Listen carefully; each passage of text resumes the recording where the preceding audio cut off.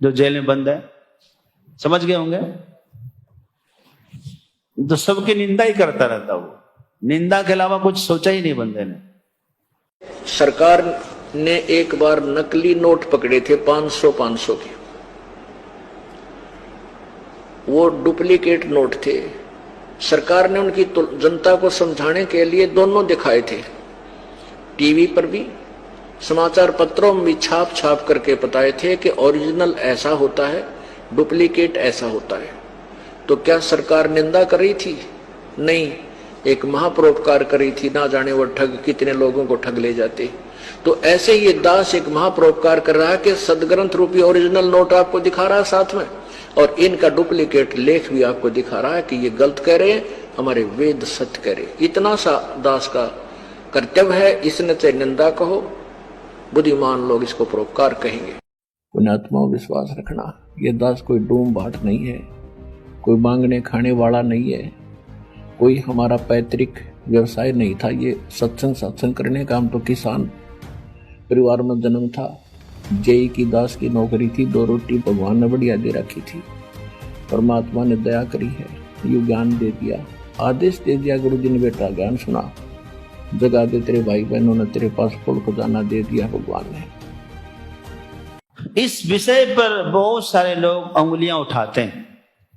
एक है जो अभी जेल में बंद है, लेकिन फिर भी वो उसकी कैसेट चलाते रहते उनके भक्त लोग। वो कहना है कि उत्तम पुरुष जो है कोई श्री कृष्ण से, भगवान से भी अलग है, उनका ये कहना है। नाम जान गए आप कौन है वो जो जेल में बंद है?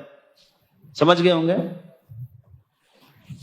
तो सबकी निंदा ही करता रहता, वो निंदा के अलावा कुछ सोचा ही नहीं बंदे ने। सब की बुराई, सब बेकार, सब बेकार, सब बेकार। मेरा उद्देश्य क्या है? आपका बुरा करना नहीं है, केवल भला करना उद्देश्य है। और उसके लिए जेल के से जान जाओ, युद्ध करके छोड़ दूंगा, दाता का आदेश है। फाइनल फैसला कर रखा था उसने। हमारा एक बार ज्ञान निखार हो जा, फिर फांसी दे दियो मेरा। एक बार परमात्मा का ज्ञान उसके बच्चों तक पहुंच जा। ये ना समझे मान बढ़ाई ना बढ़ाओ, अपना जीवन कल्याण कराना चाहिए। इन अज्ञानियों की बातों में नहीं आना चाहिए। और इनसे भी दास प्रार्थना करता है, हमें कोई द्वेष नहीं। इन हमारे साथ जो करा सो करा, हम तो बालक जान के माफ करनी है, क्योंकि हमारे भगवान के साथ वो जुल्म किए थे। उनको अगर आज देख लें, हमारे साथ तो कुछ भी ना हुआ दास के साथ। भक्ति तो दूर चली गई, जो निंदा करते रहेगा उससे क्या भक्ति होगी है? तो भले उनके चाहने वाले कहे कि हम सब अंधेरे में हैं, कोई ज्ञान में नहीं है। ये सब काल प्रेरित है, इनको किसी को ज्ञान नहीं है। और यदि इनको कोई शंका ताओ मैदान में करो चर्चा हमारे साथ। अध्यात्मिक ज्ञान चर्चा हमने शुरू कर रखी है, छुपते फिर रहे हैं, मना कर देते हैं, नहीं हम नहीं करेंगे। वो तो निंदा करता है, तुम कर लो मेरी निंदा, तुम भी करो, मैं सच्चाई बताऊं, तुम निंदा करो, आओ फैसला होगा भी। तो कहने का भाव ये है कि कहने मात्र से नहीं कि मैं उनको ये कह रहा हूं उनको ज्ञान नहीं है। प्रमाण दूंगा 20-20, और जनता को आप पता लग जाएगा कौन ज्ञानी और कौन अज्ञानी है। गदर मचा रखे नकली संतों, आचार्यों, शंकराचार्यों ने, दुनिया डबो दी। इतने बोल दी उनको नाश करें, इनको पता नहीं कि इतना कीमती जीवन है इनका। महर्षि दयानंद भांग पिया करता, तमाकू सूंघा करता, तमाकू खाया करता, हुक्का पिया करता, चाय पिया करता। आज से 150 वर्ष पहले पद प्राप्त हैं, जो प्रवक्ता हैं, आचार्य हैं, वो अब भी इस सत्य को आंखों देखकर भी ना स्वीकार करना चाहते हैं और न ही समाज को करने देना चाहते हैं, जिसके परिणाम स्वरूप इन्होंने क्रोथा कांड करवाया। ऐसा जालिम कर्म ज्ञान का उत्तर ज्ञान से देना चाहिए। ये ना समझे मान बढ़ाई ना बढ़ाओ, अपना जीवन कल्याण कराना चाहिए। इन अज्ञानियों की बातों में नहीं आना चाहिए। तो इस नशे में जो गलती जिन्होंने कर दी, कोई बात नहीं, अब नशा तार दूंगा थोड़े दिन में, और फिर देखना। आओ हम आपको बताते हैं। उनका प्रश्न ये है कि उत्तमा पुरुषस्तु अन्य भगवान कह रहे हैं, क्षर अक्षर वा क्षर व अर्जुन, अक्षर व श्री कृष्ण, उत्तम पुरुष कोई परमात्मा अलग है। लाखों करोड़ों व्यक्तियों को गुमराह करवा दिया। इनको कह का नहीं पता भक्ति और भगवान का। और वो ये नहीं सोच रहे कि यहाँ क्या कहा जा रहा है, क्योंकि पढ़ाई किए बिना, व्याकरण पढ़े बिना कोई संस्कृत से श्लोकों का अर्थ कर ले, असंभव असंभव। के लिए यूं कहे भाई रामपाल को संस्कृत ना आती, वो के अनुवाद करेगा गीता जी का। तो हमारे भक्त एक बोला, अरे कमाल की बात है, देखना तो ये है संस्कृत नहीं आती, अनुवाद कर दिया। इसी को तो करिश्मा कहते हैं, देख पढ़ के और बताओ इसमें कोई त्रुटि है तो तुम आचार्य बने फिरो थे। अब परमेश्वर कबीर जी को भी यही कहा करते, ये तो भाई कि ये तो अशिक्षित है, ये अक्षर ज्ञान नहीं जानता संस्कृत के बारे में, ये के जाने वेदों और गीता पुराणे के बारे में। आज परमेश्वर ने 600 वर्ष पहले जो परमेश्वर कबीर जी ने जो वेदों और गीता और पुराणों का ज्ञान दिया था, आज वो सब वेदों और गीता और पुराणों से मेल खाता है। और इन नकलियों ने जो हमें दंत कथा सुनाई थी, वो सारा वेद विरुद्ध और पुराणों के विरुद्ध और गीता जी के विपरीत ज्ञान दे रखा। मेरी दृष्टि में समस्त मानव जाति समान है। मैं धरती पर जा अवश्य सकता हूं देवी, किंतु समस्त मानव समूह के कल्याण के लिए, केवल किसी एक के कल्याण के लिए नहीं। मैं आपसे पहले भी कह चुका हूं देवी कि मैं विधाता के कार्यों में हस्तक्षेप नहीं कर सकता, कि मैं विधाता के कार्यों में हस्तक्षेप नहीं कर सकता। मुझे आपसे सहानुभूति है, परंतु यदि विधाता ने उसके भाग्य में यही लिख दिया हो तो फिर यही होकर रहेगा। संस्कृत पढ़े बिना आप अनुवाद पढ़कर जो ज्ञान प्राप्त करते हैं उसमें, और डायरेक्ट संस्कृत से श्लोक से जो अर्थ निकलता है उसमें कितना अंतर है बताऊं। जितना अंतर की एक पाउडर वाले डब्बे वाले दूध से आप एनर्जी प्राप्त करते हैं और एक साक्षात मां के स्तन से लगकर बच्चा दूध पीता है, तो दोनों में कितना अंतर है अब आप समझ लो। गदर मचा रखे नकली संतों आचार्यों शंकराचार्यों ने, दुनिया डबो दी। इतने अनमोल जीवन को नाश करें, इनको पता नहीं कि इतना कीमती जीवन है इनका। कि ये कहते हैं रामपाल ने संस्कृत नहीं आती, और ये सारे ग्रंथ खोल के दर दिए।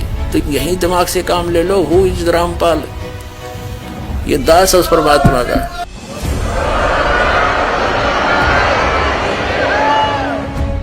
ये रामपाल दास उस परम पिता का, उस परमेश्वर कबीर देव का दास है। उसकी दी हुई बुद्धि से सब संत ग्रंथों को समझा है। कहते 9 मन सूत उड़ जिया, ये ऋषि रहे झकमार, और सतगुरु यानी तत्वदर्शी संत ईसा सुलझा दे, उड़ जन दूजी बार। अब ईसा सुलझा दिया है, इस कलयुग में नहीं उड़ सकता भी। अब ये थोड़े से दिन में ये ट्या ट्या करने वाले हैं ना विरोधी, सिर पटक कर बैठ जाएंगे। जनता है ना, बोलने नहीं देगा। बच्चा बच्चा भी बस चुप हो जाओ, तेरे दिन सुन ली तुम्हारी ये बकवाद। अरे सामने प्रमाण दिखा रहा है, दास ने गला बढ़ा लिया और जेल तक जा लिया इस सच्चाई को ऊपर लाने के लिए, और ये फिर भी बकवाद कर रहे हैं। उसी तरह से अब उनको उस व्यक्ति को क्या पता जो सबकी निंदा करते फिरते हैं। ये सब काल प्रेरित है, इनको किसी को ज्ञान नहीं है। और यदि इनको कोई शंका है तो आओ मैदान में करो चर्चा हमारे साथ। अध्यात्मिक ज्ञान चर्चा हमने शुरू कर रखी है, छुपते फिर रहे हैं, मना कर देते हैं, नहीं हम नहीं करेंगे, वो तो निंदा करता है। तुम कर लो मेरी निंदा, तुम भी करो, मैं सच्चाई बताऊं, तुम निंदा करो, आओ फैसला होगा अभी। तो कहने का भाव ये है कि कहने मात्र से नहीं कि मैं उनको ये कह रहा हूं उनको ज्ञान नहीं है। प्रमाण दूंगा 20-20 और जनता को आप पता लग जाएगा कौन ज्ञानी और कौन अज्ञानी है। वो कहते हैं ऐसा, अरे हमारे यहाँ समझो उत्तम पुरुष, प्रथम पुरुष और मध्यम पुरुष, 3 पुरुष होते हैं। आपने पढ़ा होगा संस्कृत में, है ना। प्रथम पुरुष एक वचन, तीता अंति शीतस्थ निप वस्म, है आमी आवह आम, जो भी आप पढ़े होंगे। तो प्रथम पुरुष एक वचन, मध्यम पुरुष एक वचन और उत्तम पुरुष एक वचन। जरा समझो प्रथम पुरुष में क्या होता है हमारे यहाँ प्रथम पुरुष उनको रखा जाता है जो थर्ड पर्सन होता है। जिसको आप इंग्लिश में फर्स्ट पर्सन, सेकेंड पर्सन और थर्ड पर्सन बोलते हैं ना, जिसको आपने थर्ड पर्सन कहा उसको हमारे यहां प्रथम पुरुष कहा जाता है। ये फंस गया, इसे पार्टी की मीटिंग समझ के फंस गया। जिसको आपने फर्स्ट पर्सन कहा, फर्स्ट पर्सन क्या होता है? फर्स्ट पर्सन सिंगुलर नंबर आई, इंग्लिश में आई होता है ना। अपने को फर्स्ट पर्सन रखा, हमारे यहां सभ्यता उल्टी है। हम जो तीसरा व्यक्ति होता है उसको प्रथम पुरुष में रखते हैं, और जो सामने खड़ा होता है उसको मध्यम पुरुष में रखते हैं, अपने को सबके बाद में रखते हैं, जिसको हम उत्तम पुरुष कहते हैं। कितने तेजस्वी लोग हैं हमारे पास, कितने शानदार विचार रखते हैं जी। आप समझ गए आप? तो देखो क्या क्या है। प्रथम पुरुष में है सह, सह मतलब वह, जिसको आप उसको इंग्लिश में कहते हैं ही, शी, इट, दे, नेम बोलते हैं इंग्लिश में। जिसको आप थर्ड पर्सन में रखते थे उसको हम रखते हैं यहाँ प्रथम पुरुष में। और मध्यम पुरुष में युष्मद को रखते हैं, यानी तुम को रखते हैं। तत् को रखा हमने प्रथम पुरुष में, त्वम को रखा मध्यम पुरुष में, और अहम को रखा हमने उत्तम पुरुष में। तत्, त्वम और अहम, ये तीन बातों को समझो। हमारी परंपरा देखो कितनी अच्छी है कि जिसको आप थर्ड पर्सन कहते हो उसको प्रथम पुरुष रखा। युष्मद यानी यू को मध्यम में इंग्लिश में भी रखा गया है और हमने भी रखा है। और उत्तम पुरुष में नीचे वाले क्लास कक्षा में स्वयं को रखा है आई को, जिसको हम अहम कहते हैं। समझ गए आप? भगवान ने ये कहा कि जो क्षर है, नाशवान है, उसको हमने रखा प्रथम। सबसे पहले क्षरश्च अक्षर एवच उत्तम पुरुषस्त्वन्य, है ना। क्षर, अक्षर और उत्तम, तीन पुरुष का विभाजन कर दिया ईश्वर ने। क्षर, अक्षर और उत्तम। क्षर कौन है? संपूर्ण नाशवान होने वाले जो पदार्थ है वो सब क्षर है। इसको रखा प्रथम पुरुष में, जिसको आप थर्ड पर्सन कहते हैं। युष्मद कौन है? अर्जुन है। युष्मद मीन्स यू कौन है? भगवान के सामने कौन है? अर्जुन का। अर्जुन तुम जो हो अक्षर पुरुष हो, तुम्हारा नाश नहीं हो सकता। तुम कूटस्थ हो, तुम अक्षर हो, तुम अविनाशी हो, तुम ही वो जीवात्मा हो जिसके लिए भगवान ने कहा ममई वांशो जीवलोके जीवभूता सनातना। जिसके लिए भगवान ने कहा ईश्वर अंश जीव अविनाशी चेतन अमल सहज सुख राशि, वह अर्जुन है। कैसे कैसे लोग रहते हैं यार यहाँ पर। अर्जुन का मतलब, अर्जुन तो उपलक्षक है, वो हम सब है। भगवद गीता जी अध्याय नंबर 15 के श्लोक 16 और 17 में दो पुरुष बताए, एक सरपुरुष एक अक्षर पुरुष। सरपुरुष तो ये ब्रह्म है, गीता ज्ञान दाता है, और अक्षर पुरुष ये 7 संग ब्रह्मांड का स्वामी है। ये संसार रूपी वृक्ष का तना समझो, और ये सरपुरुष ये डार समझो। अक्षर पुरुष एक पेड़ है निरंजन, ये सरपुरुष उसकी डार, और तीनों देवा रजगुण ब्रह्मा सतगुण विष्णु तमगुण शिव जी, ये तीनों देवा शाखा है। और पात रूप संसार, हम तो पात रूप में है। अब यहाँ गीता जी अध्याय नंबर 15 के श्लोक 16 में लिखा है कि इस संसार में सरपुरुष और अक्षर पुरुष ये 2 प्रकार के पुरुष हैं, प्रभु हैं। और इनके लोकों में ये स्वयं भी नाशवान, और इनके अंतर्गत जितने प्राणी हैं उनके वो भी नाशवान, लेकिन जीव आत्मा किसी की नहीं मरती। उसके तुरंत बाद 70वें श्लोक में स्पष्ट किया है कि उत्तम पुरुष है तू अन्य परमात्मा इति उदाहरते। यह लोग तरम अविश्य विभर्ति अवैश्वर है। वो उत्तम पुरुष तो कोई और है, वो परम अक्षर ब्रह्म है। वो इन ऊपर वाले 16वें श्लोक में वर्णित 15वें अध्याय के 16वें श्लोक में जो 2 पुरुष सरपुरुष और अक्षर पुरुष है उनसे न्यारा है, और वो ही तीनों लोकों में प्रवेश करके सबका धारण पोषण करता है। वो मूल रूपी परमात्मा है, जड़ है, जिससे सारे पेड़ को आहार प्राप्त होता है, और वो वास्तव में अविनाशी परमात्मा। अब गीता जी अध्याय नंबर 15 के श्लोक नंबर 18 में गीता ज्ञानदाता कहता है कि मुझे, क्योंकि मेरे अंतर्गत 21 ब्रह्मांड है, इसके अंतर्गत ब्रह्म के काल के सरपुरुष के। ये कहता है कि मुझे तो लोक वेद के आधार से पुरुषोत्तम कहते मान रखा हूँ, क्योंकि मेरे अंतर्गत जितने प्राणी हैं उनसे मैं उत्तम हूँ, उनसे तगड़ा हूँ, उनका कंट्रोलर हूँ। इसलिए लोक वेद मानी दंत कथा सुने सुनाए ज्ञान से, यानी इस भ्रमित ज्ञान से मुझे पुरुषोत्तम मानते हैं, इस कारण से कि मैं इन 21 ब्रह्मांड में जो इसके अंतर्गत प्राणी उनसे ये उत्तम है। लेकिन 15वें अध्याय के 17वें श्लोक में स्पष्ट कर दिया कि उत्तम पुरुष है तो परमात्मा इति उदाहरते। और ये अज्ञानी भ्रमित करते हैं समाज को 18वें अध्याय के 62वें श्लोक के विषय में कि श्री कृष्ण जी अपने बारे में ही कह रहे हैं। नहीं, श्री कृष्ण जी तो बोल ही नहीं रहे गीता में। अब गीता जी अध्याय नंबर 7 के श्लोक नंबर 18 में गीता ज्ञानदाता अपनी साधना को भी अनुत्तम बता रहा है। इसलिए बता रहा है कि मेरी भी जन्म मृत्यु रहेगी और साधक की भी रहेगी। ये ज्ञानी आत्मा भले ही उद्धार हैं, समर्पित है परमात्मा को पाने के लिए, लेकिन ये तत्वदर्शी संत ना मिलने से, तत्व ज्ञान के अभाव से गीता ज्ञानदाता कहता है ये मेरे वाली अनुत्तम गति में ही आश्रित हैं। अश्रेष्ठ घटिया, मेरे वाली घटिया साधना में ही आश्रित है। इसलिए गीता जी अध्याय नंबर 7 के श्लोक नंबर 18 में गीता ज्ञानदाता अपनी साधना को भी अनुत्तम बताता है। इसलिए वो गीता जी अध्याय नंबर 18 के श्लोक नंबर 62 में कहता है कि तू सर्वभाव से उस परमेश्वर की शरण में जा जिसकी कृपा से तू परम शांति को और सनातन परम धाम को प्राप्त होगा। गीता जी अध्याय नंबर 8 के श्लोक नंबर 7 में गीता ज्ञानदाता कहता है कि मेरी भक्ति करनी है तो युद्ध भी करना पड़ेगा, मेरी साधना कर और युद्ध भी कर। यहां शांति नाम की वस्तु नहीं है। इसलिए कहा 8वें अध्याय के 8, 9, 10 श्लोक में कि उस परम अक्षर ब्रह्म की साधना करनी है तो उसको प्राप्त होगा। उसको तत्वदर्शी संत उसकी साधना बताएंगे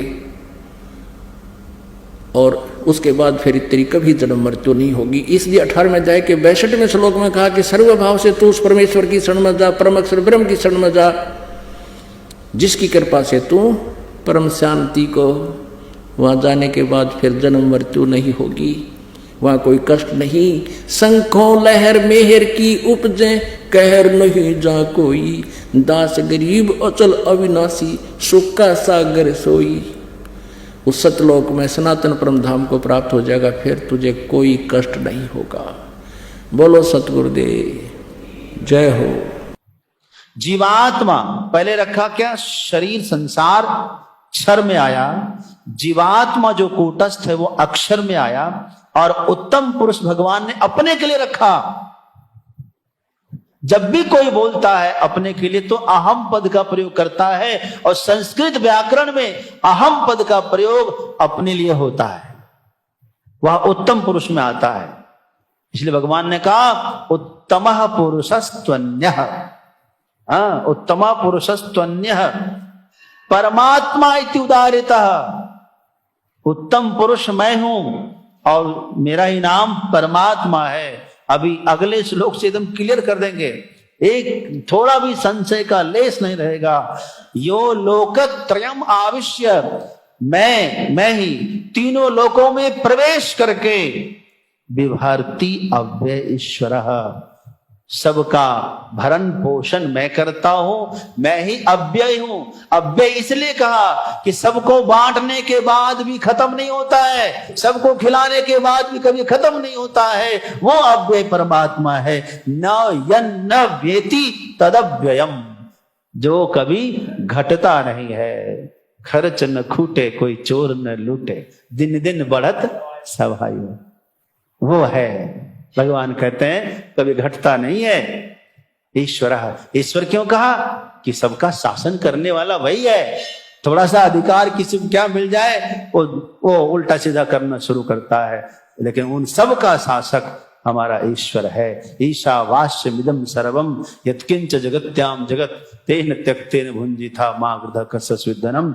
सबका शासक वो ईश्वर है।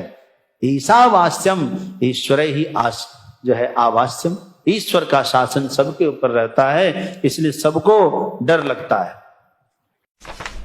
ये 15वें अध्याय का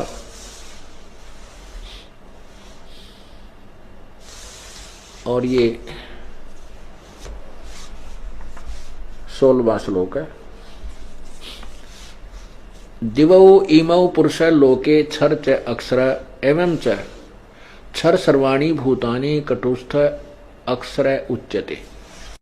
अनुवाद इसका किया है कि इस संसार में नाशवान और विनाशी भी ये दो प्रकार के पुरुष हैं। पुरुष माने प्रभु, स्वामी, भगवान कहो। लेकिन इसका जो परिभाषा हम आपको समझाने चले हैं प्रभु की, अब यहां प्रारंभ होती है। अभी तक ये इसकी भूमिका बनी है।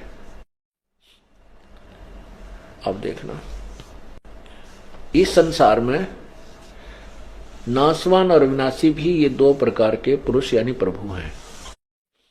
और संपूर्ण प्राणियों के, इन्हीं के लोक में संपूर्ण प्राणियों के शरीर नाशवान है और जीवात्मा अविनाशी कहा जाता है। अब ये अक्षर पुरुष और क्षर पुरुष, क्षर पुरुष क्योंकि ये जो पुरुष है, देव जो पुरुषों हैं, इनको हम यहां लगा सकते हैं।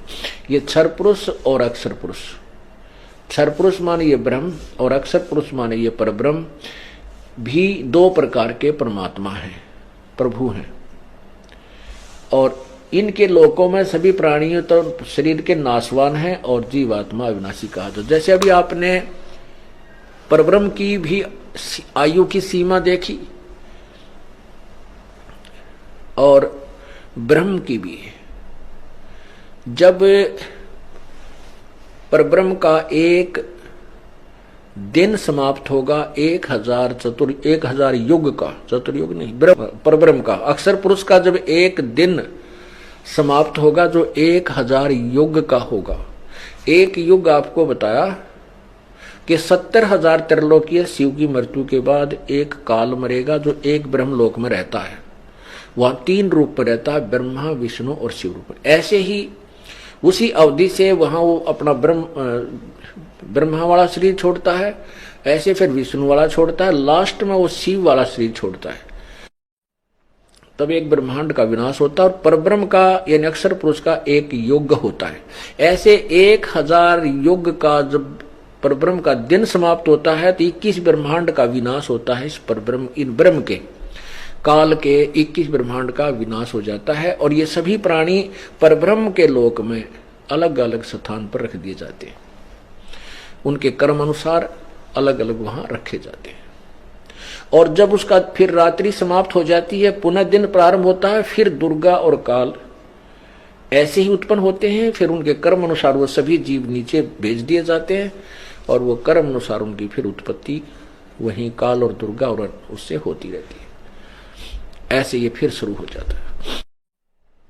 तो ये हुआ कि परब्रह्म की भी मृत्यु है, क्योंकि 100 वर्ष परब्रह्म की 100 वर्ष की आयु है अक्षर पुरुष की, लेकिन वो वर्ष बहुत लंबे चौड़े, इसलिए इसको भी अक्षर पुरुष कह दिया। लेकिन वास्तव में अक्षर पुरुष नहीं, अवास्तव में अविनाशी नहीं है ये, क्योंकि इसका भी नाश होता है। जैसे एक ये चाय पीने का प्याला होता है, सफेद सा बना हुआ मिट्टी का, ये तो क्षर पुरुष और इसके प्राणियों की सतिथि मानो। और स्टील से बना हुआ जो पात्र हो, प्याला हो, कप है, वो समझो परब्रह्म यानी अक्षर पुरुष की सतिथि, उसका शरीर, उसके प्राणियों की सतिथि।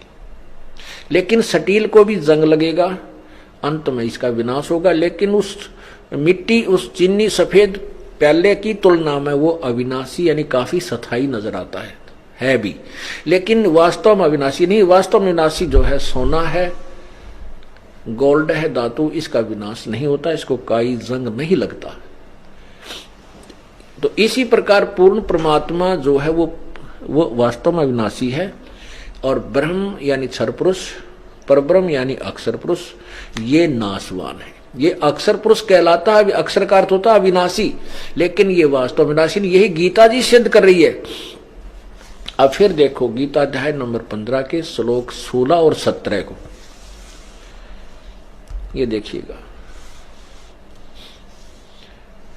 ये 16वां श्लोक आप पढ़ रहे हो।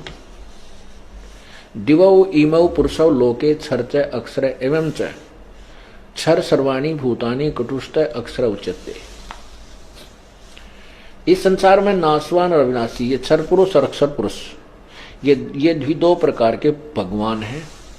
संपूर्ण प्राणियों के शरीर नाशवान है, जीवात्मा अविनाशी का। अब 17वां में स्पष्ट किया है कि उत्तम पुरुष है तू अन्य। उत्तम पुरुष यानी पुरुषोत्तम तो इन ऊपर वाले दोनों से भी कोई और ही है और उसको परमात्मा कहा जाता है। वह वास्तव में परमात्मा कहा जाता है, परमात्मा इति उदाहरत है। और यह लोग त्रयम् अविश्य विभर्ति अव्यय ईश्वर, अव्यय माने अविनाशी, अव्यय माने अविनाशी, वो अविनाशी प्रभु है, अविनाशी परमात्मा है, परमेश्वर है।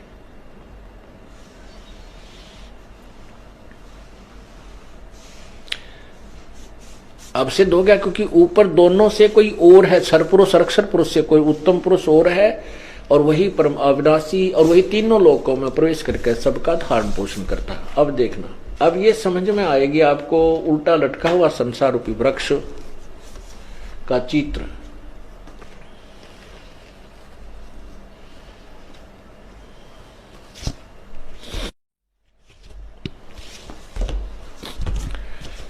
अब यहां ये जड़ है। अब देखना, उत्तम पुरुष है तो ये है परम अक्षर ब्रह्म, जो है वो परम अक्षर ब्रह्म है। और ये ऊपर को जड़ वाला ये पूर्ण परमात्मा है। इस जड़ से सबको यानी तना में खुराक गई, तना से डार में, डार से ब्रह्मा विष्णु महेश रूपी शाखाओं में, फिर हमें प्राप्त हुई पत्तों को। तो ये क्या लिखा है कि जो लोग तीनों लोकों में प्रवेश करके यह लोक त्रयम् अविश्य विभर्ति, अविश्य, अविश्य माने जो प्रवेश करके तीनों लोकों में प्रवेश करके सबका धारण पोषण भी वही पूर्ण परमात्मा ही करता है और वही अविनाशी परमेश्वर परमात्मा इस प्रकार कहा गया है।